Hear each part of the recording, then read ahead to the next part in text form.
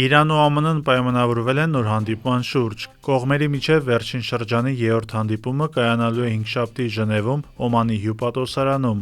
Ելնելով պայթյունավտանգ իրավիճակից, առաջիկա հանդիպումը դժվար է պարզապես հերթականը համարել, խաղադրույքները շատ բարձր են։ Իրանի վրա ամերիկյան ճնշումը, որն առաջին հերթին արտահայտվում է տարածաշրջանում ռազմական ներկայությամբ, կարող է ամեն պահի վերաճել ուղիղ հարվածի, փակելով դիվանագիտական պատուհանը։ Ներկայում համեմատաբար շատ տեղեկություններ ստացվում են ամերիկյան և իրանցի անանուն պաշտոնյաների խոսքերից, որոնք քիչ թե շատ օգնում են հասկանալ ընթացիկ զարգացումների ամբողջական պատկերը։ Ըստ Reuters-ի, Իրանի և ԱՄՆ-ի դիրքորոշումների իրարամերժ լինելու պարագայում կողմերը շարունակում են որոշակի փոխզիջումներ գտնել։ Օրինակ, Իրանը պնդում է ուրանի հարստացման իրավունքը, ինչպես նաև պատժամիջոցների չեղարկումը, փոխարենը, ըստ նույն աղբյուրի, այնքան էլ ցավոտ չի համարում, որ կարող է հրաժարվել Մերձավոր Արևելքում պրոքսի ուժերին աջակցելուց։ Ինչ վերաբերում է բալիստիկ հրթիռների հեռահարությունը սահմանափակելուն, ապա Թեհրանը այդ հարցը շարունակում է բանակցային մենյուի մաս չդիտարկել։ Սկզբունքորեն Իրանի ուրանի հարստացման իրավունքը չի հակասում ԱՄՆ-ի շահերին, միայն թե այն չունենա միջուկային զենք ստեղծելու պոտենցիալ։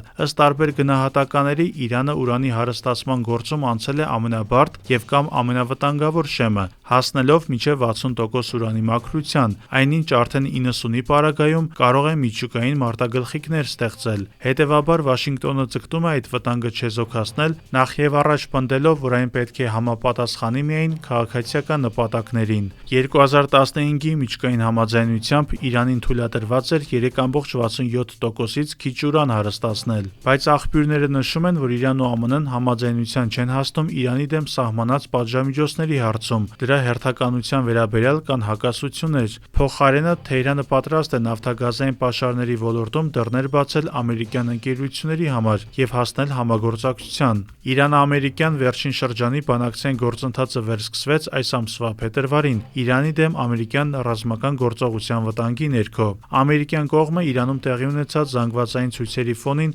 Պարսից ծոցի մատույցներ գործուղեց աշխարհի ամենահագեցած ավիակիրներից մեկը, սպառնալով հարվածել Իրանին, եթե վերջինս չգնա զիջումների միջուկային ծրագրի հարցում։ Թեհրանն էլ, բացի դիվանագիտական ուղերձներից, փորձեց դրան պատասխանել Հորմուզի նեղուցում Ռուսաստանի հետ համատեղ զորավարժության անցկացմամբ։ Իրано-ամերիկյան առաջին հանդիպումը կայացել է փետրվարի 6-ին Օմանում, հաջորդը փետրվարի 17-ին Ժնևում, Օմանի հյուպատոսարանում։ Վերջին հանդիպումը ինչ-որ տեղ խոստումնալից է թվացել, քանի որ խոսք է գնացել բանակցային ընդհանուր սկզբունքներ մշակելու մասին։